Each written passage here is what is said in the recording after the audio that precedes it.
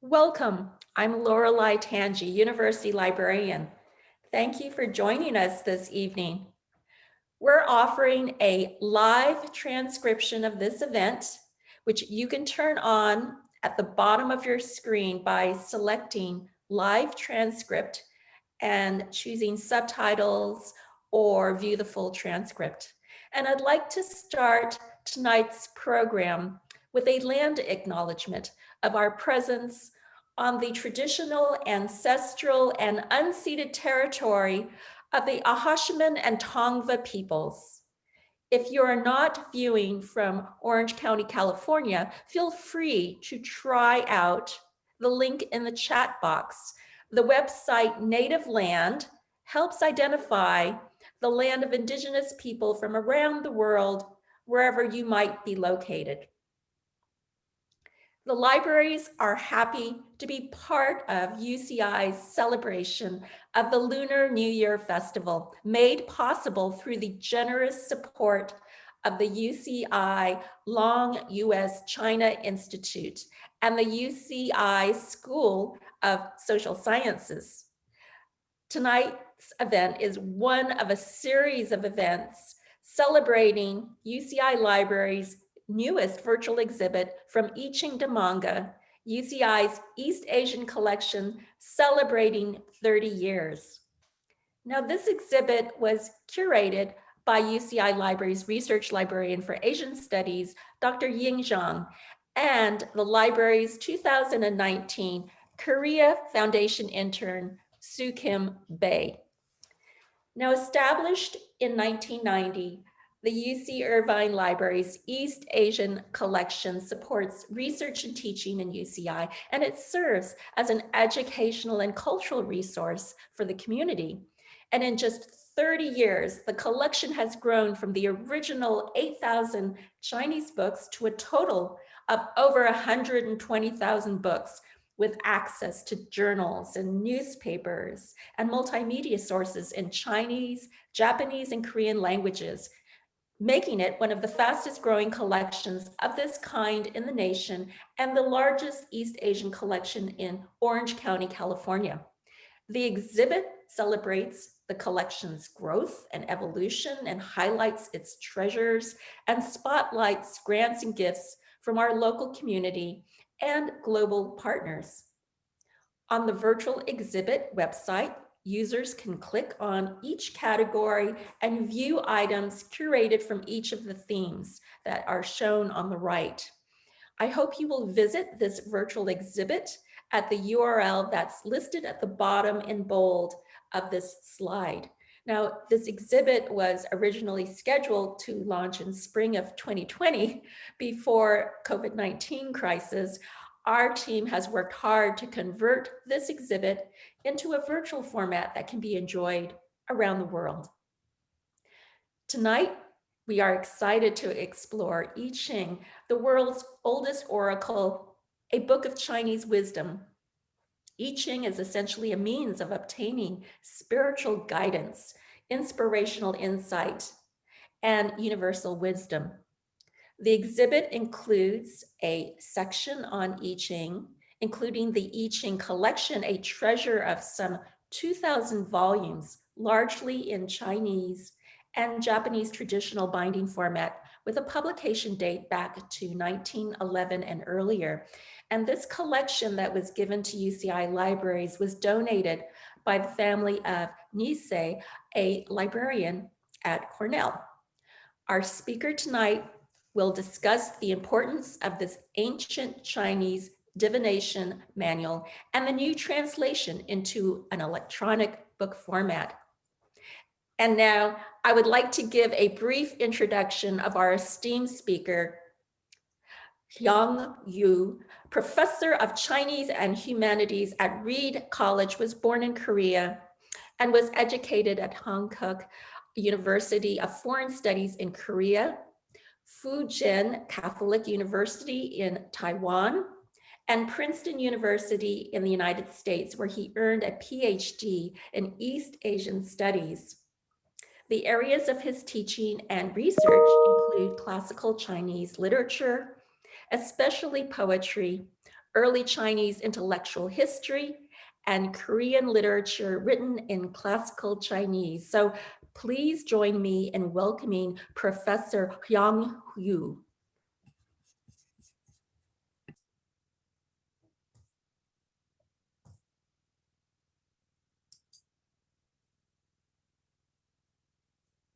But yarrow stalks are really difficult, if possible at all, to acquire.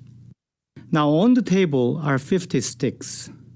50 is the number of great expansion. Of these 50 sticks, only 49 are used. I pick one stick and place it across the table. This chosen one symbolizes the Taiji, translated sometimes as ultimate supreme. Some reverse the two words to make it the supreme ultimate. At any rate, it is the all-inclusive stage before any changes and mutations. Now I randomly divide the remaining 49 sticks into two groups, holding one group in each hand. This procedure symbolizes the two manifestations, Liangyi, which are yin and yang. I put down the ones in my right hand on the lower right corner of the table. Pick one from them and place it between the fourth and the fifth fingers of my left hand. The sticks in the left hand symbolize the heaven. The ones put down from the right hand symbolize the earth. And the one placed between the fourth and the fifth finger of my left hand symbolizes humans. These three, heaven, earth, and humans, are called Sancai, variously translated as three talents, three powers, or three agents. Now, I count the sticks held in my left hand, not including the one just placed between the fourth and the fifth fingers, by fours. And I place what remains, either 1, 2, or 3, or 4 sticks between the third and the fourth fingers. The number 4 here symbolizes the 4 seasons. The remainder that goes between the fingers symbolizes intercalary months. Then I pick up the sticks I had put down earlier on the lower right corner of the table and hold them on my left hand. I count them by fours and place the remaining 1, 2, 3, or 4 sticks between the second and the third finger of my left hand. I now put the ones placed between fingers on the first stick that I placed across the table at the beginning of the divination process. The sticks I place on the first stick are either 9 or 5. If I have a number other than these two, I must start over. There must have been an error.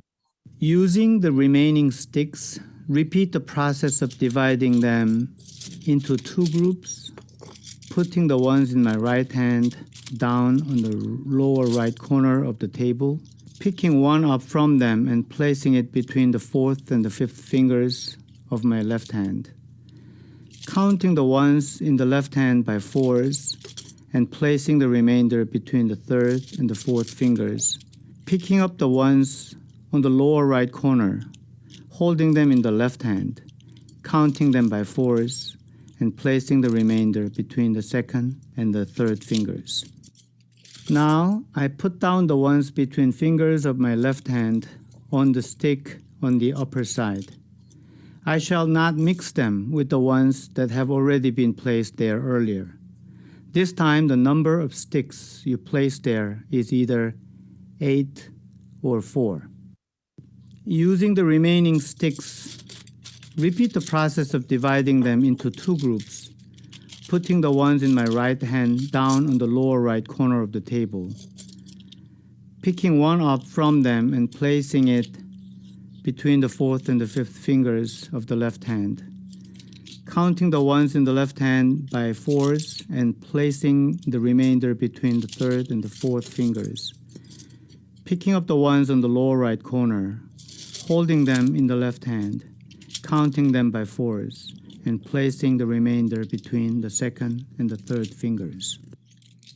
I place the ones between fingers of my left hand down on the stick on the upper side. I shall not mix them with the two groups of sticks that have already been placed there earlier. This time, the number of sticks you place there is again either 8 or 4.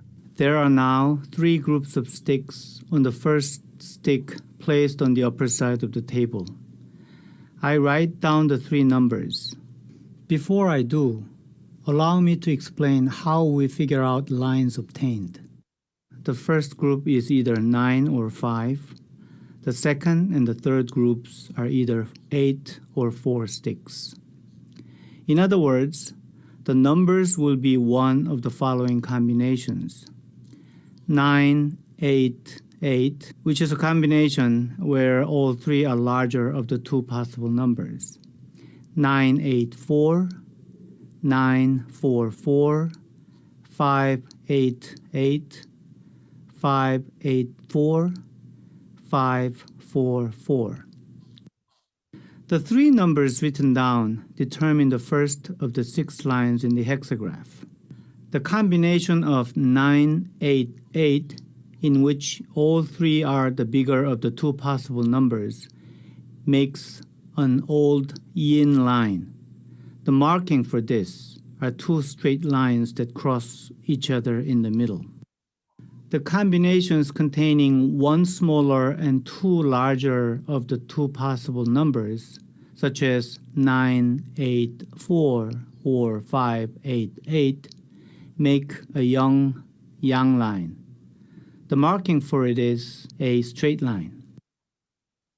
The combinations that contain 1 bigger and 2 smaller of the 2 possible numbers, such as 9, 4, 4 or 5, 8, 4, make a yang yin line. The marking for it is a line broken in the middle.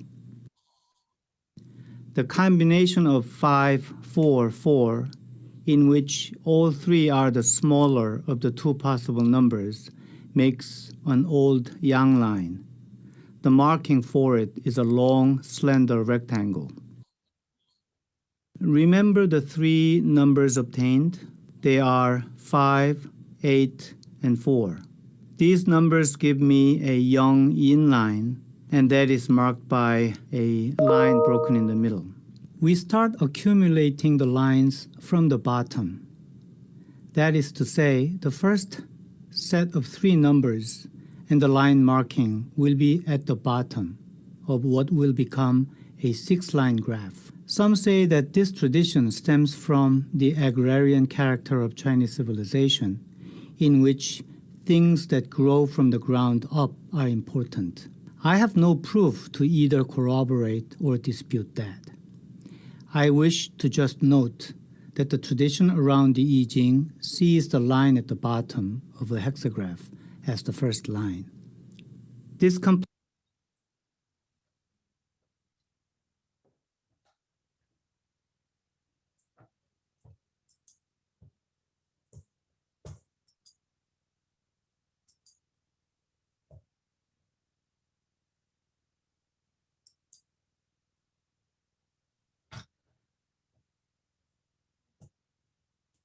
Hello, everyone. My name is Hyong Rhew. I teach at Reed College in the Chinese department. Thank you for the invitation. It is an honor to partake in this event and share my work on the text and traditions of the Yijing. I must add that I thank you, Lorelei, for the kind introduction. Let me begin with a confession that there are much more things that I do not know about the revered text and traditions around it than what I know. I suppose the field of Yijing studies will readily echo this sentiment. The text is known as the Book of Changes. Some prefer to refer to it by a singular form of the word change, because change is the unchanging principle that applies to all affairs and aspects of the universe and the human world. However, we may still question if this book is indeed about changes. If it is, we may still want to ask when in the textual history of the Yijing it became a text on those on changes. How did that happen, and why as well? Many of these questions remain unanswered, and perhaps the glorification of the text as the book of changes is so deep-rooted that the question remain either unasked or unanswered. Etymological searches could help us, but we may remain confounded by the findings. So this is the character E in the oldest form of Chinese writing system called Jiaguan, or oracle-born scripts. It shows the image of a liquid in a vessel being poured into another vessel. Most scholars cautiously agree that it shows the process of pouring molten metal into a mold. We might see a possibility of defining changes in accordance with this process, with this image. The shape of this character was simplified into this one, and it shows the pouring of something from a vessel. Rotating this character 180 degrees around the vertical axis, making the character into the mirror image, did not change the meaning. The process of casting a metal vessel as a metaphor for the idea of changes may be found in the character, if you so wish. The shape of the vessel had a mysterious deformation to become this one in later incarnation.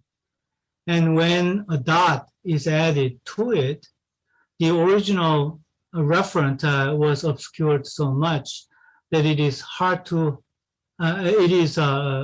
possible to make the connection between the first form and this one.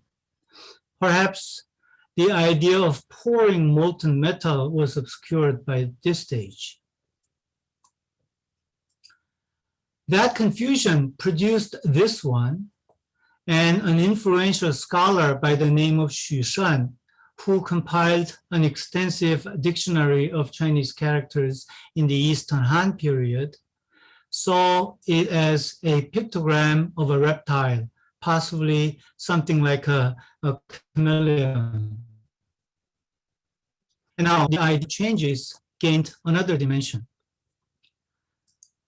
However, there are people who interpret the character as the combination of the sun and the moon. And this makes the change a process similar to the alternation of the sun and the moon, or better yet, yin and yang. I even read an article written by a reputable scholar who apparently rotated the second character in the previous slide 90 degrees counterclockwise and produced this one and argued that this is the image of the sunrise. If we approach these etymological traces with a positive, approving mindset, the idea of changes can be found in nearly all of these ancient scripts. However, as you have seen in these characters, the line of evolution of the character E has been broken quite a few times, and I cannot shake off the doubt in my mind that this the relationship between the word E and the concept of change may be actually as solid as we seem to believe.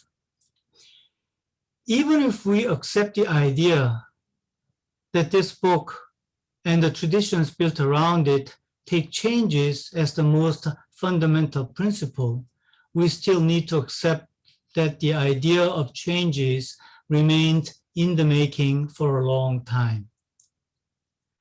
What it means for changes to become the principle of all affairs was also changing, ironically. Therefore, we may just start with the bottom line agreeable to all, and that is this term E is a reference to method and systems of divination, and there were many of those. There are many systems, method of divination. So perhaps we should try to separate these three names are often used to refer to the Book of Changes. And one is Yi, and the other is Zhou Yi, and the third one is Yijing. And Yi is a divination, and the method of divination, perhaps that's agreeable. Whether that has to do with pouring of the molten metal and so on and so forth, we should do not need to address that question. And there are these three methods recorded in an early Zhou Dynasty text, the Lian San Yi and Gui Chang Yi and Zhou Yi. They can be roughly translated as Yi, or divination system of connected mountains, and divination system of reverting to storing, and Yi, the divination of the Zhou dynasty. Now, people say that these are respectively related or used by the Xia dynasty, Shang dynasty, and Zhou dynasty. The first two actually exist only in fragments, if at all. And I actually have doubts about those people who argue that they have solid evidence about the remaining Lian Shan Yi and Gui Chang Yi as real. Now, according to this record of early Zhou period, this Lian Shan Yi, the divination system of connected mountains, actually start with this particular graph, which is actually a combination of two mountains. And the second one starts with this one, this reverting to the storing divination system, starts with the hexagraph that is understood as the symbol of the earth. The third one is starting with this one. In fact, if you look at the third one, tree, which is what we know now, actually starts with these two, with this one at first and this one at second. I actually have doubts about all these, but I think this is the idea underneath it is that this actually shows the evolution of the social setting or the development of stage where the main means of livelihood is walking in the mountains, collecting and hunting. And then this one, storing to, reverting to storing, probably shows the beginning of farming and the putting away the harvest for the yearly use. It may have started at this stage. And the third one, heaven as the beginning of the system, or heaven and earth as the beginning of system. And that's actually the system that is put forth by the Zhou dynasty. And perhaps it has to do with promoting the idea of humanity, because the heaven and earth is a defining frame for the existence and activities of human race. Now, Zhou Yi, this second of these three names, is a divination system associated with Zhou. And I think it's important to remember this. And all these may be a creation of this time in order to show the characteristics of this Zhou Yi. And the third one, Yijing. This Jing, this term Jing actually means reverence or venerable. So this is a venerable text of changes. And this Jing is a term used for such the text of such status. And this happens not until into the Han period, which started from 206 BCE. And in 136 BCE, the Book of Changes was elevated to the status of Jing, and the government actually chose a scholar to become the erudite in this field. All right. Now, so Yijing is a text with long textual history, and therefore it has a multi-layered structure. You know, undergoing a long textual history, and the received text of the Yijing is clearly multi-layered. And this, if you remember the title of my presentation today, it has something to do with Old Classic, right? So we can probably think about the first layers belonging to Old Classic. But then below this is commentaries. But we're not talking about all commentaries written from thereafter. We talk about commentaries included in the received text as a part of the classic. Okay? And the relationship between these two is very, very important. And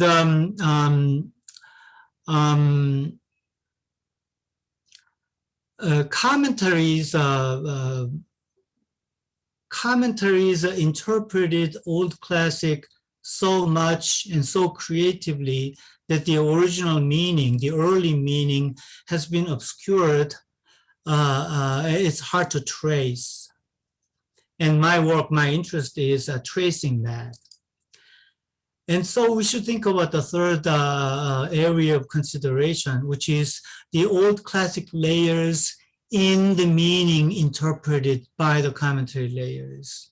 And they are so very, very different. So we could probably think about what happened between the time when Old Classic layers were produced and commentaries were added to them. And so we can probably think about the contribution or achievements of the commentary layers. And I think that the first thing very obvious is justifying the divination. Divination as a very legitimate and important practice. You know, people did the divination from long time ago. But then it came with the justification because it actually shows the humility of those people who are performing divination. So this is a quotation from one commentary layer called Wenyan Zhuan. It says, those who feel uncertain are apprehensive, consequently no troubles befall. Because addressing the apprehension of uncertainty was the divination. And the divination prevented the troubles from befalling. The second thing that is obvious in commentaries is crediting the sages. Like all of these were the product of the sages. It's almost an orchestrated, cooperation of sages that produced the Yijing. And the third one is building a system of synchronicity. So according to the commentaries, all parts of Yijing work together in orchestration. It's hard to believe, to argue like this, because the text took probably 1,000 years to form. But nonetheless, it is argued by the commentaries that the parts are working in synchronicity. Now, from the creator of new meaning for the old classic layers is probably how we could understand commentaries. So what happens there? I think creating guiding principles for Chinese civilization can be captured in commentaries. They also imagined how the Chinese civilization began. I don't think they had any way of knowing it, but they imagined it. So a lot of legendary figures are created for good intellectual, emotional purposes. And they are all reflected in the commentaries. Third, I would think about the original meaning of the old classic of being obscured. Because a new interpretation is put forth and everyone was actually adopting that. So what originally those early layers meant became almost hidden. And the fourth one that's important is creativity of the commentary layers obscured. What I mean by this is, if we read the original old classic layer according to the commentary layer's opinion, and thereby feeling that those ideas were there in the original old layers, then it's hard to find any creativity actually brought to the discourse by the commentary layers, because they only explained what is already there in the old classic layers. So I think this fourth one is very, very important. Unless we know the old meaning and the new meaning, the creator of the new meaning, the creativity, will remain obscured. So I propose just for a comparison, just bring the first sentence in the Book of Changes. This is the judgment of the graph number 1, and the old reading is supreme offering, favorable augury, or something like that. But the commentary layers actually read these 4-letter words: fundamentality, prevalence, fitness, and constancy. Is it possible for you that these two are the translation of the same line? So distance is significant, but unless we know this, what happened in the process of creating this layer is difficult, if possible at all. Now, the formation of the reading, the received version of the Yijing can be explained in this chart. First, there must have been records and systems of divination. And it's a widespread practice. Probably they used methods of many kinds, and using these yarrow stocks is one of many kinds. Now, after this, the divination system, records and there must have been interpretations and commentaries. And in this, how do we locate the received version of the Yijing? I'd say this one. So it contains part of the old record and system of divination, and bunch of interpretations and commentaries. And we can think about another commentary called the Wang Bi's commentary, which is created right after the Han period. Very, very important, but we do not consider Wang Bi's commentary part of the classic called Book of Changes.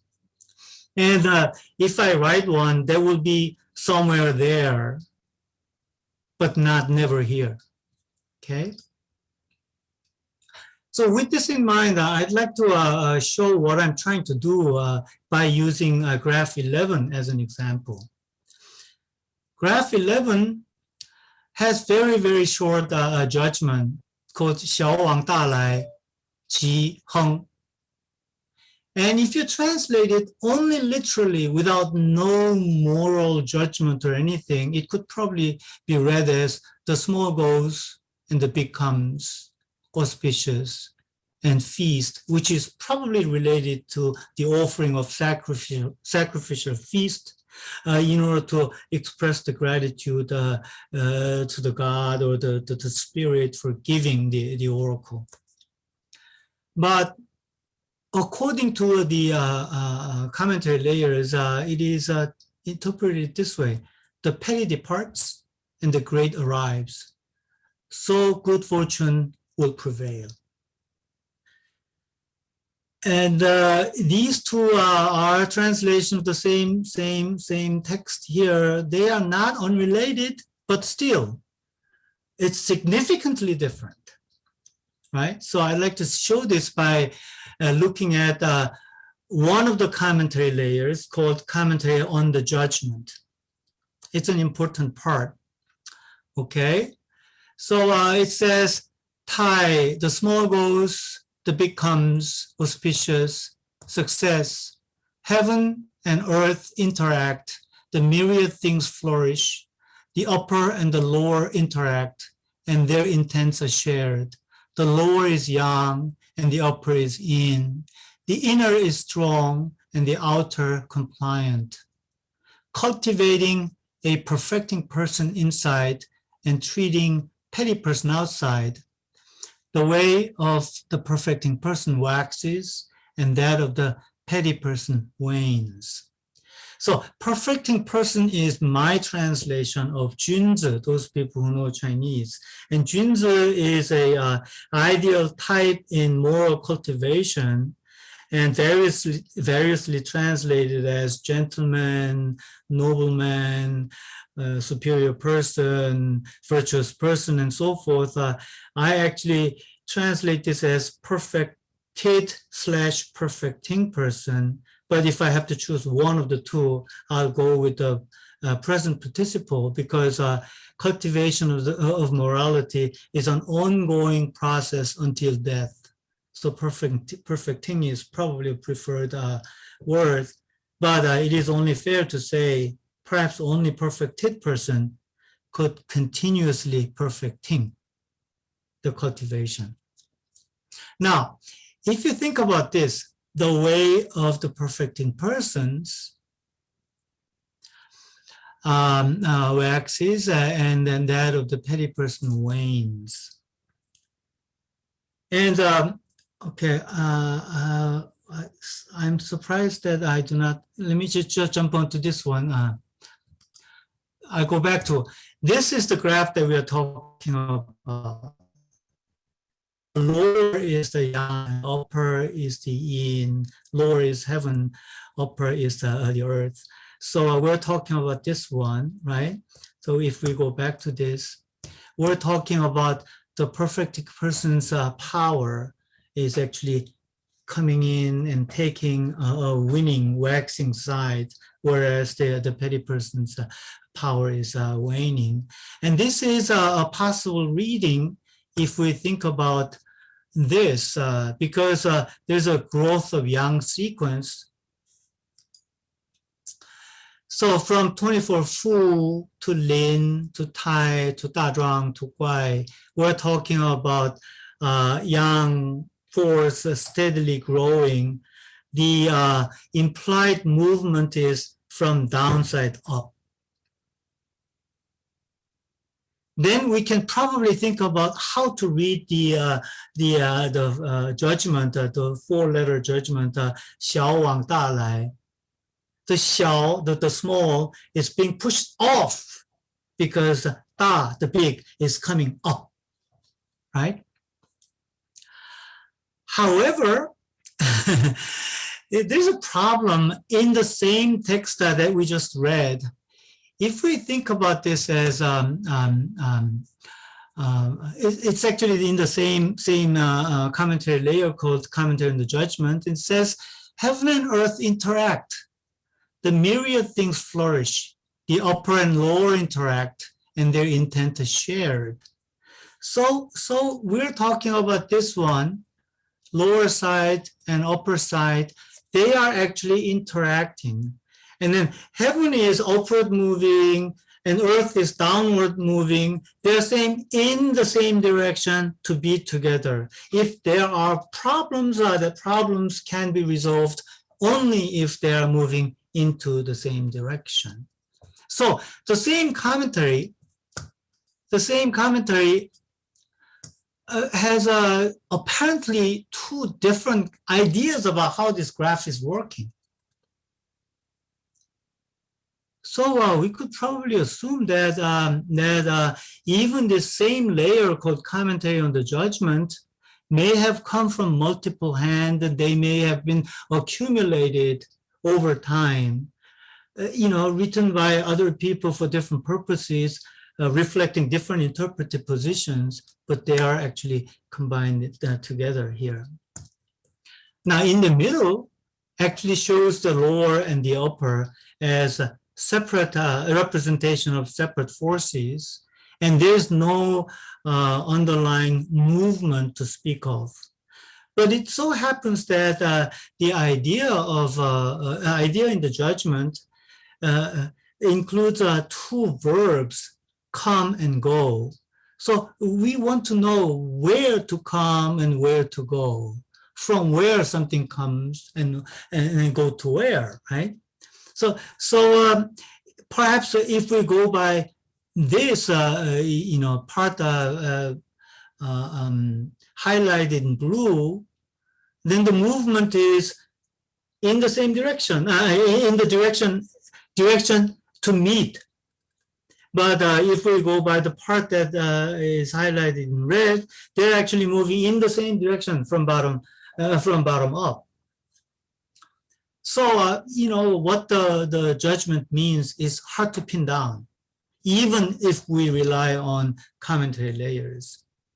Now, so we could probably go to the name of the character, the name of the graph, and it's called Tai, this character Tai, which in modern understanding can be either big, great, or peace. Now, the Sanskrit version of this is this. You actually have what appears to be two hands and water underneath it, and something precious, maybe a person or something, is being upheld by the two hands. So this could probably be the act of a cleansing bath or something. And it so happens that this character does not have an old oracle bone scripts. So perhaps the closest, the one that comes closest to the meaning is this character, same pronunciation, the same element water is there, like this one. And this one means wash. So if we do not follow the idea of heaven and earth interacting, creating some kind of peaceful resolution of whatever, then we could probably see the meaning of this name as simply washing, right? So we could probably think about the commentaries a little closer. So commentary on the judgment, as I said, the heaven and earth interact, myriad things relate with one another. And then commentary on the judgment also says the upper and the lower have the same intent. They are going to cooperate to come together. They probably meet in the middle. And commentary on the image of the graph, a hexagraph, which actually is another very important commentary layer. Heaven and earth is interacting, and that's called peace. However, there's another part in the middle which actually shows the internally one practices the morality of the perfecting person, and whereas in outside you treat people, the petty persons, in a gentlemanly way. So the coexistence of these three possibilities of interpretation makes it very hard to render the judgment. How do you render it? And the reason why I decided to do this cumbersome project called a translation of a book, an e-book of changes. So translation of book of changes into an e-book form. And that's because I think it is possible to relate different translation, different versions of the translation related to these different commentary layers. And conventional book makes it probably impossible, unless you're willing to flip back and forth all the time. But with the technological advance, I think it is possible to do it. Now, there are judgments and commentaries, and then this could probably help us translate. So the name, I could probably give three possibilities: wash, peace, and grade. It could probably change back and forth depending on how I read it. And if I go by wash, probably it will capture something that is very, very early. I'm not sure whether I was right in saying primordial reading, but at least very, very early reading. The small goes and the big comes. And there is no judgment as to which is better than what. I think the number of people who are confirmed with COVID virus, I think the small is much better than the big. Okay. And we can probably go by saying that the small goes to where the big comes. This is the model of interactivity between the upper trigraph and lower trigraph. They are going to meet in the middle. But the third one uses clearly moral philosophical judgment. The petty goes away and the great comes in, auspicious, comprehensive, or something like that.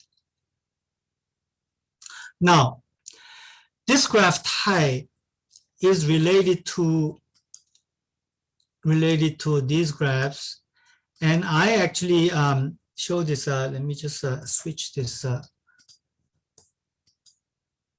Maybe I should switch out and go to this. This is a website that I make that I made to teach students how to. Okay. So you can click to go to other graphs, related graphs.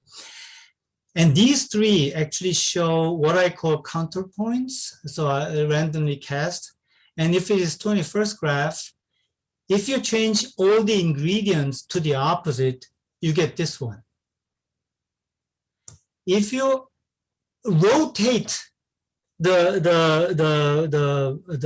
graph 180 degree, you get this one, which is probably a way of saying that you're looking at the situation from the opposite direction. And then this one shows what happens if you swap the position of the upper and lower trigraphs. The change of the relative position between these two show another counterpoint, and understanding the situation can benefit from seeing these from the perspective of the counterpoints. And there are at least three different ways. And some of those, just like the one that we see here, these counterpoints actually end up getting the same. You produce the same counterpoints. This one is interesting because this one is called the Nuclear Sexograph. This is not about counterpoint, but it is about essence. Instead of using these two trigraphs, we use internal trigraphs. These lines 2, 3, and 4 becomes here, the lower trigraph, and line 3, 4, and 5 becomes there. So this is what I call nuclear sexograph. In Chinese, call it hu gua. And they say that this is related to internal essence of this graph. Now, so we are looking at ups.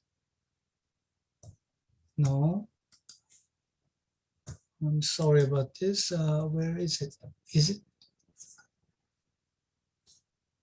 Oh, I see. I need to. Do I need to go back down? Okay. I didn't expect this, but oh, okay. I failed to learn how to embed a live website, and that's a problem. Okay. So we're looking at these related graphs, and I want you to think about this graph, which is an essence, and this actually gets us connected to the graph that is known to be related to marrying of a young woman, marrying off of a young woman. And it is said that this is related to the one of the kings of the Shang dynasty, later kings of the Shang dynasty, marrying off his daughter or younger sister to the rising king of the Zhou dynasty. So that marriage, the story is there. So internal essence, in terms of internal essence, these are considered to be connected. That's an interesting problem. But anyway, using this method, we could probably think about what to do with the line statement, because each of these 6 lines come with a line statement, how we read those.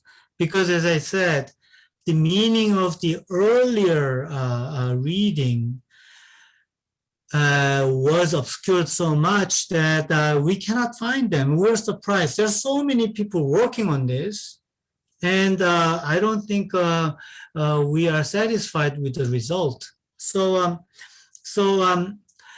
here's what I have.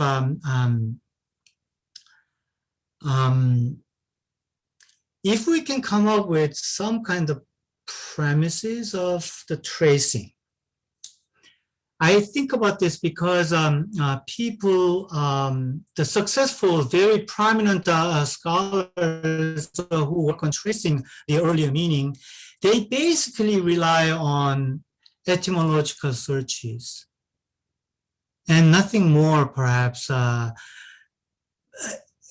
because etymological considerations could help us to find replacement of meaning of this or that and so forth, trying to help us and end up helping us to get back to the earlier meaning. But when it comes to multiple possibilities, they just have to choose one without logical persuasion. So I want to consider the premises that we could have about this.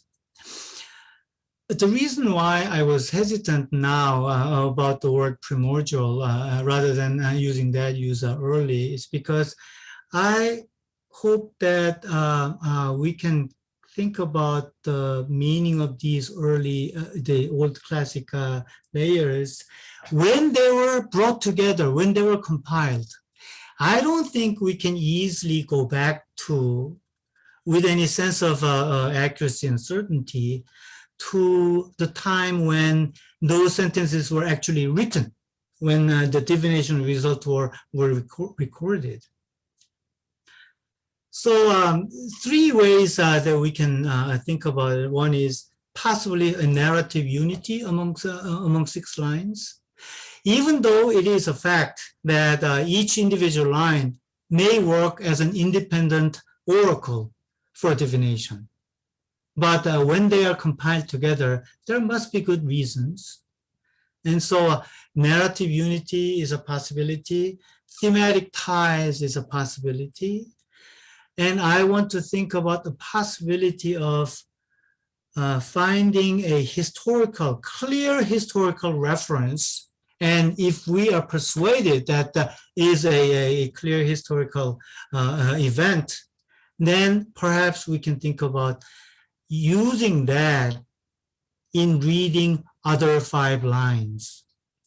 So for example, this one is the 5th line actually makes a reference to the marriage. It's clearly there. Sovereign Yi gave his younger sister in marriage. And as a result, there were blessings and fundamental good fortune. Now, we use that as a sort of a guiding post, so we can probably try to relate line statement along those lines. This first line shows the image of pulling thatch grass that uproots grass nearby.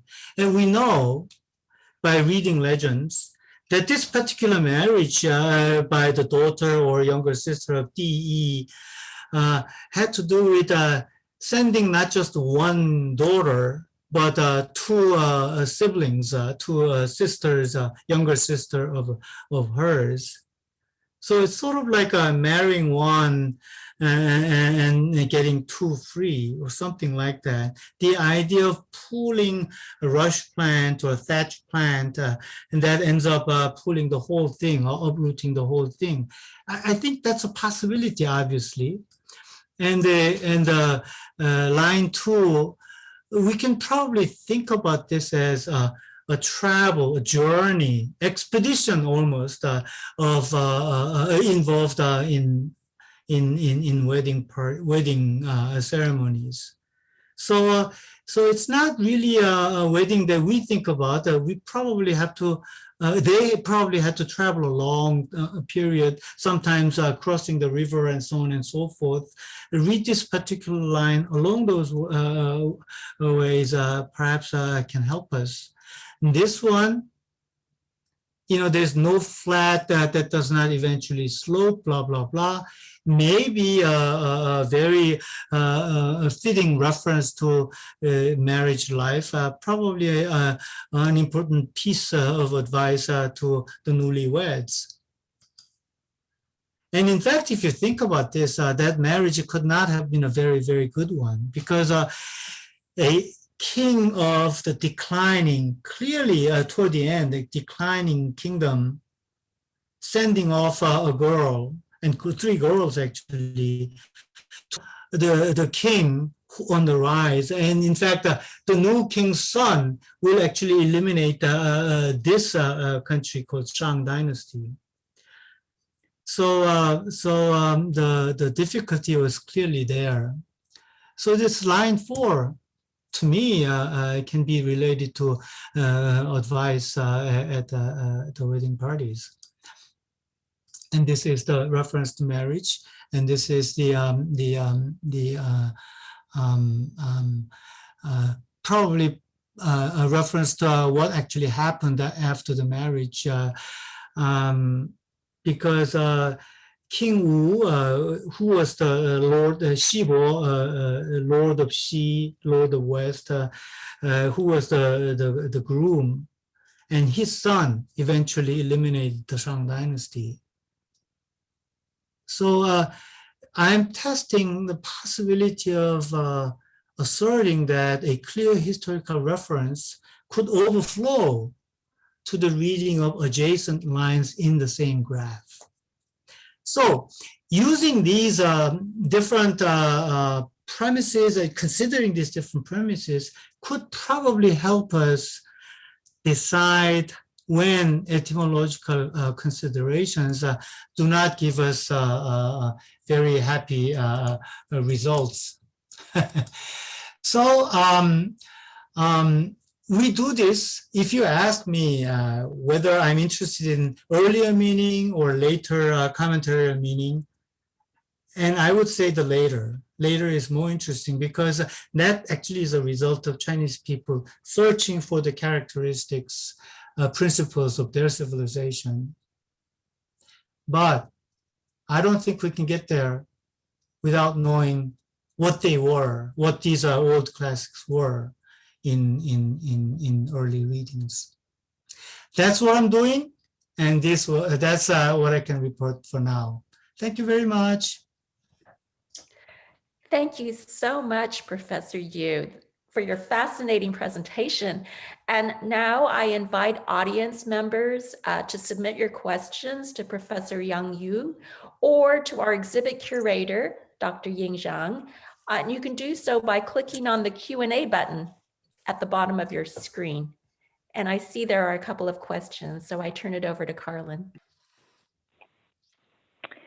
So our first question is, for the student who can read classical Chinese and wants to study I-Ching, is it advisable to begin only with the most ancient core text without relying on the 10 Wings commentary? No, I think you should do the reverse because trying to read the old layers without the help of the commentaries make it impossible to start. But having heard what I had to say, you should actually see the importance of remembering that this is not really just interpretation and commentary. This is actually a work of creation. So, the commentary layers give you much orderly classical Chinese. So do the reverse. Thank you. And so for someone getting into this, how would you advise they begin learning? What are the basics that they should start looking at? In reading the Yijing? Yes. If you allow me to go to my personal experience, I started reading this as a college student back in Korea, many long time ago. Because in those days, holding a girl's hand was impossible unless you become very close friends. But if you claim that you have the ability to palm read the palm, you can hold it. So I read the palms of many people, including boys and girls. But then I wanted to add authority to the process by being able to cite from the Book of Changes. You know, this is not probably the most legitimate way of starting to study the Yijing, but trying to find motivation only from academic perspectives is probably unnecessary. Have some fun. I mean, I approach this whole thing from intellectual historical interest. But I teach my students and do myself, I teach my students how to cast and how to interpret the result. For example, last year, when we converted to online teaching because of the COVID virus, and I had to lecture on the Yijing, I cast a hexagraph. Question in mind was, what to do with this eerie time. And the actual process gave me the graph called Jin, which is earth at the bottom and the fire at the top. That's the image of the rising sun. And I tried to explain how such a positive image could be given as an oracle for strange, eerie, uncanny time last spring. But that sort of effort of understanding through this process, who am I, where I am, and so on and so forth. The time before that, when I cast a hexagram, was when America was started bombing Afghanistan after the 9/11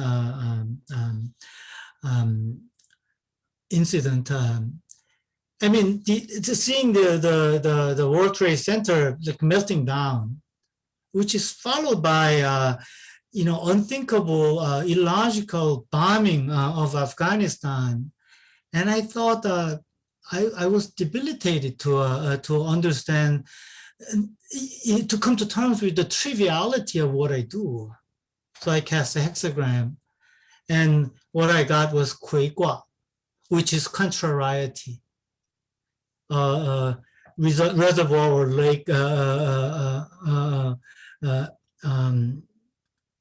lake at the bottom and the fire at the top. Fire goes up and lake goes down, and therefore there's no meeting, no resolution. So that actually indicated the difficult time that we found ourselves in 2001, and I did it not in order to find some lucky ways of surviving that difficult time, but seriously ponder on how I can think about the time. So do these some fun things by casting the oracle, instead of trying to read the whole thing from cover to cover. Go into this divination and reading and finding related hexagraphs and reading them together. That may be a much more approachable way. Coming to read college and auditing a semester that I teach on Yijing is probably another way. I'm not sure whether I answered your question. Thank you. So here's another question. When you reference divination, what do you mean by that exactly? Divination is sort of like seeking to be told of the fortune. However, I don't think the book was used only to find quick fixes. I think doing everything humanly possible in order to resolve the problem at hand is part of the divination. That's what I argue. So the video clip that I made to teach the course include the part that was clipped out in your use. It shows that I took a cleansing bath and I read a bunch of books and I talked to a lot of people to find resolution. And then when you're unable, when you know that your capacity is limited, what do? Give up?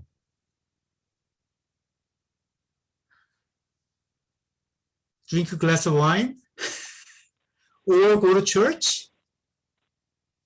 And Chinese people probably thought about doing this divination as a possibility. So divination is seeking some kind of divine assistance on the one hand, but that involves very sincere effort on your part. You do not go to the divination as the first method of resolving the problems. Did I answer your question? Yes, thank you. And we have a couple people who asked the same question, which is, what translations in English would you recommend? That's hard. That's hard. I don't want to badmouth anyone. Probably the most resourceful for us available is Richard Lin's translation. But Richard Lin's translation is resourceful because it translates not just Yijing but Wang Bi's commentary, and the footnotes are very, very resourceful. But this gentleman is kind of talkative. He could translate, 4 or 5 word Chinese sentence into 17 word English. And he only shows the reading of the text according to the commentarial reading. So he does not go beyond that commentaries. Wang Bi and the commentaries within the text. Wang Bi and the commentaries within the Yijing text are kind of consistent. They are not actually disagreeing with each other. They are actually, extending the same kind of reasoning. So knowing the limits of that text is a good thing. And one interesting text that I read in the last couple of years is by Stephen Field. This is called The Duke of Zhou Changes. Very interesting because he is, although he does not say it in such a specific way, I think he's saying that he is interested in finding not just the early meaning, but meaning of those lines when these fragments were compiled to become a book called Zhou Yi, in the early part of the Zhou dynasty, probably year 1000, slightly later or something like that, BCE. So this book, although this is published in Europe, maybe hard to get, but the Duke of Zhou Changes by Stephen Field is a pretty interesting book. Richard Rutt has a book called Zhou, the Book of Changes, and a new translation with commentaries. And this is a book that tries to search for what is called Bronze Age reading. So these are translations that come into my mind. In the 70s of the last century, there was an important archaeological discovery in China called Ma Wangdui, and that produced a couple of Yijing texts. And Professor Edward Shaughnessy at University of Chicago translated that text. And it actually shows different sequencing of the hexagraphs. And he's a very, very knowledgeable man. I met him only once, but I'm convinced that he is one of the authorities. So his translation, Edward Shaughnessy's translation of the Ma Wangdui text is another very good text to read. Giving too many titles is probably counterproductive. Thank you. So we have time for one more question. And this is kind of a multiple part question for you. Right. A lot of people have questions about the sticks that you use for divination. Where do you get them? What can you do with them? Do you have any thoughts on simpler methods like using pennies? And do you have any information about using oracle bones?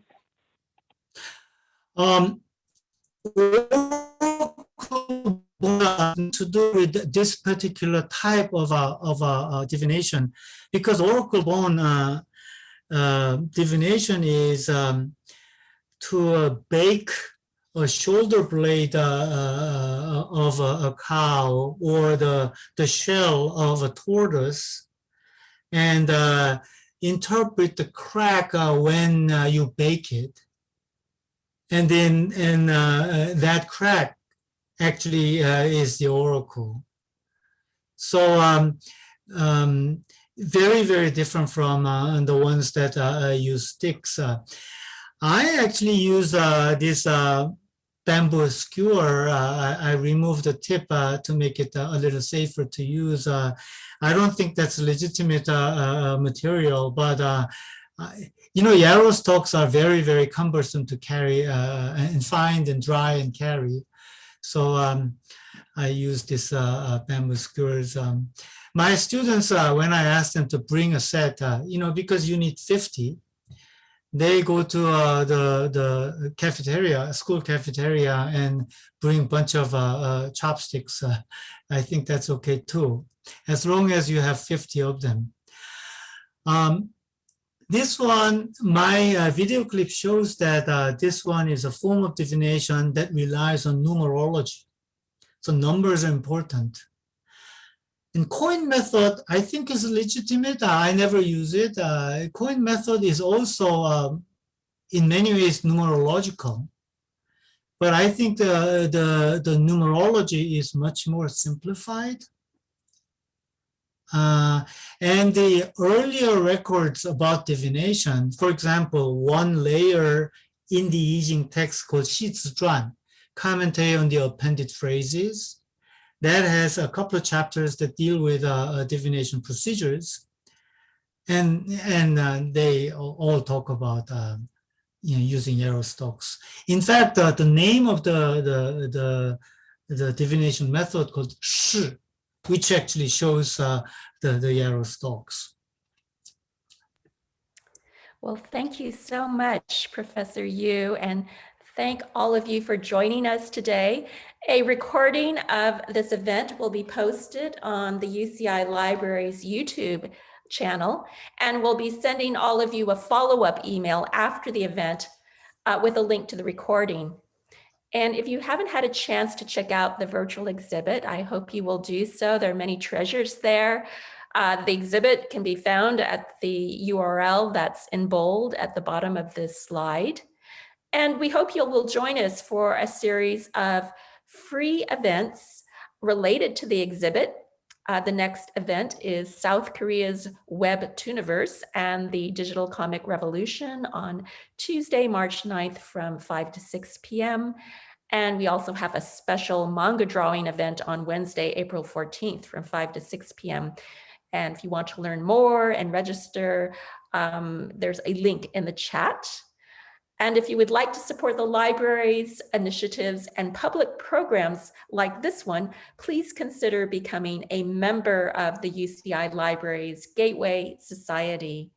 And lastly, please join me in a final thank you to our speaker, Professor Hyong Rhew, and our exhibitor, curator, Dr. Yijing. Thank you all for coming and have a nice evening. Thank you very much.